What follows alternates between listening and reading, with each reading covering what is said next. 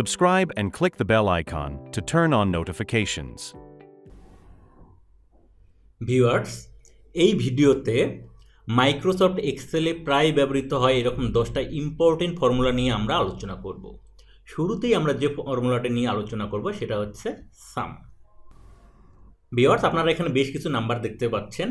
এখন আমরা দেখব মাইক্রোসফট এক্সেলে এই সাম মেথড ব্যবহার করে কিভাবে আমরা এই নাম্বারগুলোকে যোগ করতে পারি।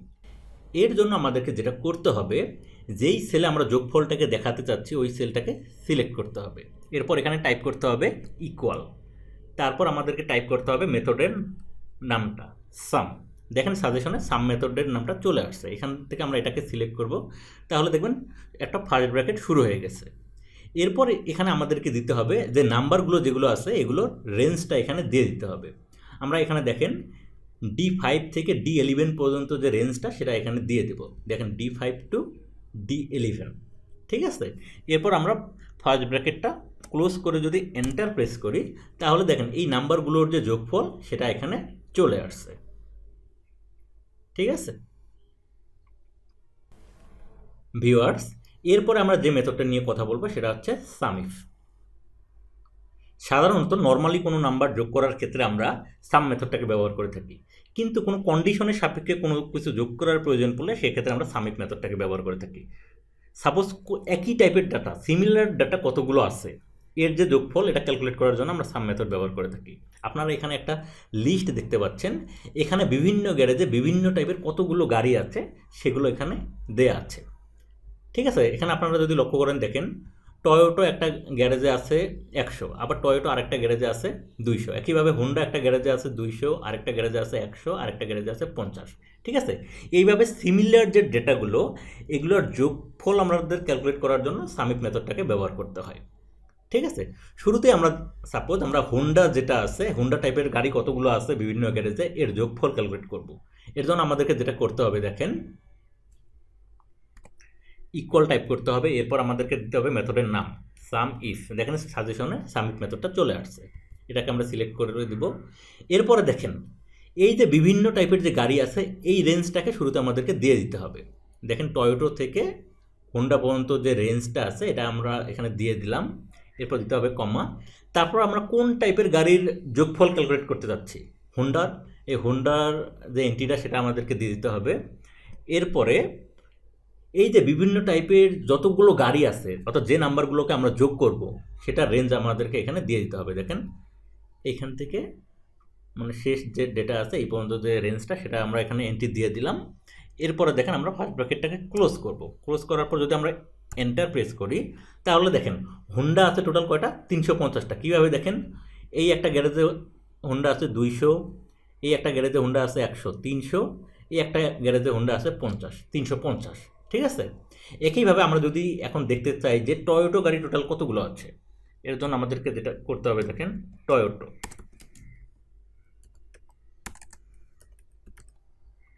দেখেন টয়োটো গাড়ি টোটাল কতগুলো আছে 300। কীভাবে দেখেন, টয়োটো গাড়ি এই একটা গ্যারেজে আছে 100, এই একটা গ্যারেজে আছে 200, টোটাল কত 300, ঠিক আছে। তাহলে আমরা দেখলাম সিমিলার ডাটা যখন আমাদেরকে যোগ করার প্রয়োজন পড়বে সেক্ষেত্রে আমরা সামইফ মেথডটা কীভাবে ব্যবহার করব। ভিউয়ার্স, এবার আমরা যে মেথডটা নিয়ে আলোচনা করব সেটা হচ্ছে অ্যাভারেজ। এখানে আপনারা বেশ কিছু নাম্বার দেখতে পাচ্ছেন।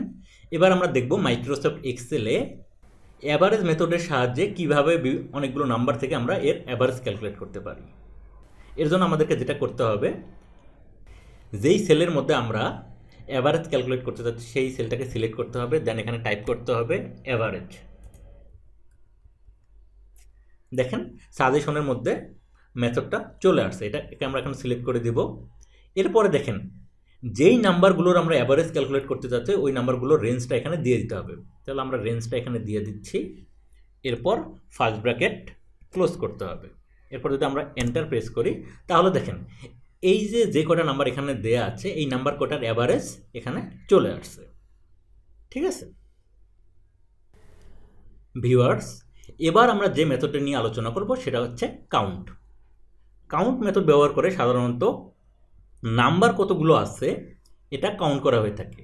আপনারা এখানে বেশ কিছু নাম্বার দেখতে পাচ্ছেন, এখানে টোটাল কতগুলো নাম্বার আছে এটা কাউন্ট করার জন্য আমরা কাউন্ট মেথডটা ব্যবহার করতে পারি। দেখেন কিভাবে আমরা এই কাউন্ট মেথডের সাহায্যে টোটাল কতগুলো নাম্বার আছে এটা ক্যালকুলেট করি। এর জন্য শুরুতে আমাদেরকে এখানে টাইপ করতে হবে ইকুয়াল, তারপরে মেথডের নাম কাউন্ট। দেখেন সাজেশনে মেথডের নামটা চলে আসছে, এটাকে আমরা সিলেক্ট করে দেই। এরপরে দেখেন এখানে প্যারামিটারে এই নাম্বারের যে রেঞ্জ এটা আমাদেরকে এখানে দিয়ে দিতে হবে। দেখেন শুরু থেকে শেষ পর্যন্ত যে রেঞ্জটা এটা আমরা এখানে দিয়ে দিলাম। এরপরে ফার্স্ট ব্র্যাকেট ক্লোজ করতে হবে। এরপরে যদি আমরা এন্টার প্রেস করি তাহলে দেখেন এখানে টোটাল 9টা নাম্বার আছে, এটা এখানে চলে আসছে। এই কাউন্ট মেথড ব্যবহার করে টেক্সট কাউন্ট করা যায় না। দেখেন আমরা যদি টেক্সট কাউন্ট করার চেষ্টা করি তাহলে দেখেন কত আসে। কাউন্ট, এই টেক্সট যেগুলো আছে এগুলোর আমরা রেঞ্জটা এখানে দিয়ে দেই। এরপর ফার্স্ট ব্র্যাকেট ক্লোজ করে যদি আমরা এন্টার প্রেস করি তাহলে দেখেন এখানে কত আসছে 0। তার মানে আমরা এখান থেকে বুঝলাম এই কাউন্ট মেথড ব্যবহার করে শুধুমাত্র নাম্বার কাউন্ট করা যায়, কিন্তু টেক্সট টাইপের কোনো ডেটা কাউন্ট করা যায় না। ঠিক আছে ভিউয়ার্স, কিছুক্ষণ আগে আমরা দেখলাম কাউন্ট মেথডের সাহায্যে শুধুমাত্র নাম্বার কাউন্ট করা যায়, কিন্তু টেক্সট কাউন্ট করা যায় না। এই টেক্সট কাউন্ট করার জন্য আমাদেরকে যে মেথডটা ব্যবহার করতে হবে সেটা হচ্ছে কাউন্ট এ। তাহলে দেখেন এই কাউন্টে মেথডের সাহায্যে আমরা কিভাবে টেক্সট কাউন্ট করতে পারি। এর জন্য আমাদেরকে টাইপ করতে হবে ইকুয়াল দেন কাউন্ট এ। দেখেন সাজেশনের মেথডটা চলে আসছে, এটাকে আমরা সিলেক্ট করি। তারপর এই টেক্সটের যে রেঞ্জটা সেটা এখানে আমাদের দিয়ে দিতে হবে। দেখেন টেক্সটের রেঞ্জটা আমরা এখানে দিয়ে দিলাম। এরপর ফার্স্ট ব্র্যাকেট ক্লোজ করে দিয়ে যদি আমরা এন্টার প্রেস করি তাহলে দেখেন এখন টেক্সটও কাউন্ট করা গিয়েছে। ঠিক আছে, তাহলে আমরা কি দেখলাম, নাম্বার কাউন্ট করার জন্য আমাদেরকে কাউন্ট মেথড ব্যবহার করতে হবে, আর টেক্সট কাউন্ট করার জন্য আমাদেরকে কাউন্ট এ মেথডটা ব্যবহার করতে হবে। ভিউয়ার্স, এবার আমরা যে মেথডটা নিয়ে আলোচনা করব সেটা হচ্ছে কাউন্ট ইফ। সাধারণত কন্ডিশনের সাপেক্ষে যখন কোনো কিছু কাউন্ট করার প্রয়োজন পড়ে সেই ক্ষেত্রে আমরা এই কাউন্ট ইফ মেথডটা ব্যবহার করতে পারি। সাপোজ আমাদেরকে ক্যালকুলেট করতে বলা হলো এখানে যে বিভিন্ন গ্যারেজে যে গাড়ির যে লিস্টটা দেওয়া আছে এখান থেকে আমাদেরকে ক্যালকুলেট করতে বলা হলো যে হোন্ডা গাড়ি টোটাল কয়টা গ্যারেজে আছে। এইটাকে আমরা কাউন্ট ইফ মেথডের মাধ্যমে অনেক ইজিলি ক্যালকুলেট করতে পারি। এর জন্য আমাদেরকে যেটা করতে হবে এখানে টাইপ করতে হবে ইকুয়াল দেন কাউন্ট ইফ। দেখেন সাজেশনে চলে আসছে, এটাকে আমরা সিলেক্ট করে দেই। এরপর এই যে গাড়ির যে লিস্টটা আছে এটা আমাদেরকে এন্ট্রি দিয়ে দিতে হবে। এই রেঞ্জটা আমার রেঞ্জটা এন্ট্রি দিয়ে দিলাম। এরপর আমরা কি করতে যাচ্ছি, কোন গাড়ির জন্য গ্যারেজের সংখ্যা আমরা ক্যালকুলেট করতে যাচ্ছি। হোন্ডার জন্য টাইপ করব হোন্ডা। ঠিক আছে, এরপর আমরা ফার্স্ট ব্র্যাকেট ক্লোজ করে দিয়ে যদি এন্টার প্রেস করি তাহলে দেখেন এখানে চলে আসছে যে টোটাল 3টা গ্যারেজে হোন্ডা গাড়ি আছে। ঠিক আছে, তাহলে আমরা কাউন্ট ইফ যে মেথড এটার ব্যবহার আমরা দেখলাম, এটা আমরা কোন ক্ষেত্রে এটাকে আমরা অ্যাপ্লাই করব আশা করছি বুঝতে পেরেছেন। ভিউয়ার্স, এরপর আমরা যে মেথডটা নিয়ে আলোচনা করব সেটা হচ্ছে কনক্যাটেনেট। এই কনক্যাটেনেট মেথডটা সাধারণত একাধিক টেক্সটকে মার্জ করার জন্য বা একত্রিত করার জন্য ব্যবহার করা হয়ে থাকে। আপনারা এখানে ফার্স্ট নেম এবং লাস্ট নেমের দুটা লিস্ট দেখতে পাচ্ছেন। আমরা চাচ্ছি এই ফার্স্ট নেম এবং লাস্ট নেমকে মার্জ করে ফুল নেমটাকে নিয়ে আসতে। এর জন্য আমাদেরকে যেটা করতে হবে দেখেন টাইপ করতে হবে ইকুয়াল দেন কনক্যাটেনেট। দেখেন মেথডের সাজেশনটা চলে আসছে, এটাকে আমরা সিলেক্ট করে দেই। এরপর আমরা যে যে টেক্সট মার্জ করতে চাচ্ছি সেটা এখানে এন্ট্রি দিয়ে দিতে হবে। দেখেন আমরা এই সেলটা অর্থাৎ ফার্স্ট নেমটা এবং এই লাস্ট নেম এই দুটো আমরা মার্জ করতে যাচ্ছি। ঠিক আছে, আমরা তাহলে দুইটা ইনপুট দিয়ে দিলাম। এরপর আমরা ফার্স্ট ব্র্যাকেট ক্লোজ করে দিব। এরপর যদি এন্টার প্রেস করি দেখেন ফার্স্ট নেম এবং লাস্ট নেম দুইটা মার্জ হয়ে গেছে, একত্রিত হয়ে গেছে। কিন্তু দেখেন এই ফার্স্ট নেম এবং লাস্ট নেমের মাঝখানে যদি একটা স্পেস থাকে তাহলে এটা একটু দেখতে ভালো লাগে। ঠিক আছে, এর জন্য আমরা যেটা করব দেখেন এই ফার্স্ট নেম এবং লাস্ট নেমের মাঝে আমরা একটা স্পেস দিয়ে দিব। এখন যদি আমরা এন্টার দিই দেখেন ফার্স্ট নেম এবং লাস্ট নেমের মাঝখানে একটা স্পেস চলে আসছে এবং টেক্সট দুইটা একত্রিত হয়ে গেছে। ঠিক আছে, এখন যদি আমরা এখানে ধরে নিচের দিকে আমরা টেনে নিয়ে যাই তাহলে দেখেন এই সবগুলো নাম দেখেন মার্জ হয়ে গেছে। ঠিক আছে, তাহলে আমরা দেখলাম আমরা কনক্যাটেনেট মেথডের সাহায্যে কিভাবে একাধিক টেক্সটকে মার্জ করতে পারি। ঠিক আছে ভিউয়ার্স, এরপর আমরা যে মেথডটা নিয়ে আলোচনা করব সেটা হচ্ছে ইফ। সাধারণত যখন কোনো কন্ডিশনের সাপেক্ষে কোনো ভ্যালু শো করার প্রয়োজন পড়ে সেই ক্ষেত্রে আমরা ইফ মেথডটা ব্যবহার করতে পারি। আপনারা এখানে কোনো একটা সাবজেক্টে স্টুডেন্টের মার্কের লিস্ট দেখতে পাচ্ছেন। আমরা এই মার্কের উপর বেস করে দেখাতে চাচ্ছি যে ওই স্টুডেন্টটা পাস করেছে নাকি সে ফেল করেছে। অর্থাৎ কোনো একটা স্টুডেন্ট যদি 40 মার্ক অথবা 40 মার্কের বেশি পায় তাহলে সে পাস করেছে, আর যদি সে 40 মার্কের চেয়ে কম পায় তাহলে সে ফেল করেছে। এটা আমরা এখানে শো করাতে যাচ্ছি। এই জিনিসটাই আমরা ইফ মেথডের মাধ্যমে অনেক ইজিলি করে ফেলতে পারি। কিভাবে করতে পারি দেখেন, এখানে আমাদের টাইপ করতে হবে ইকুয়াল, এরপর টাইপ করতে হবে কি ইফ। দেখেন মেথড এখানে চলে আসছে, এটা আমরা এখানে সিলেক্ট করে দেব। এরপর শুরুতে আমরা কন্ডিশন পার্টটুকু দিয়ে দেবো কি, যে কোনো স্টুডেন্ট যদি 40 অথবা 40-এর বেশি পায় তাহলে কি হবে, সে পাস করেছে। ঠিক আছে, তাহলে শুরুতে আমাদেরকে এই সেলটা দিয়ে দিতে হবে, অর্থাৎ এই মার্কটা কি হবে 40-এর বড় অথবা যদি সমান হয়। তাহলে আমরা এখানে কন্ডিশনটুকু দিয়ে দিলাম। ঠিক আছে, তারপরে দেখেন এই কন্ডিশনটা যদি ট্রু হয় সেক্ষেত্রে আমরা কি শো করাতে যাচ্ছি, পাস।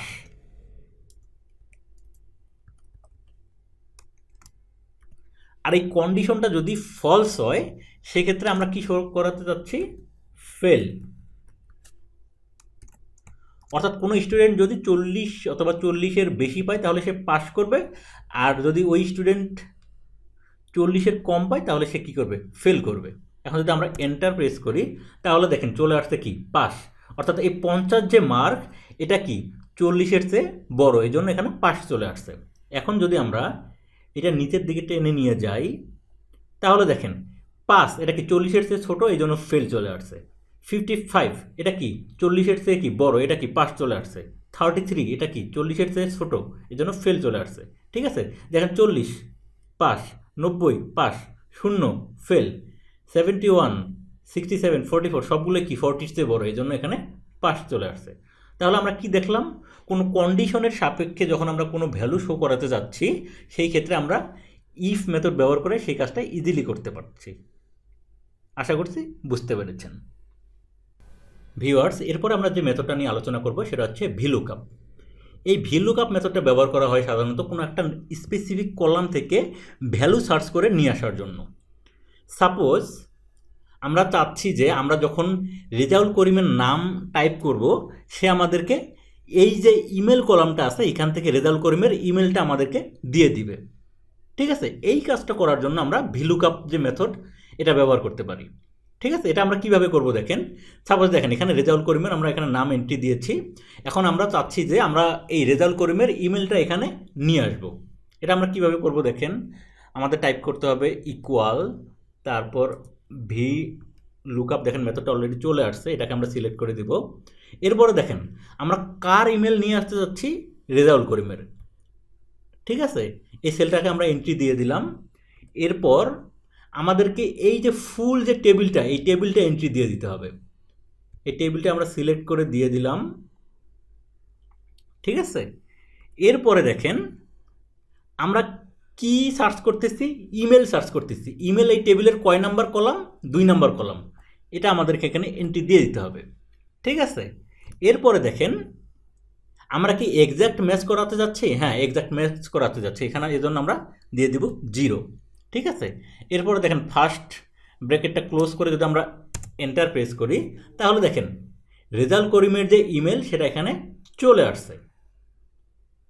ঠিক আছে, এখন সাপোজ আমরা রেজাউল করিমের এই জায়গায়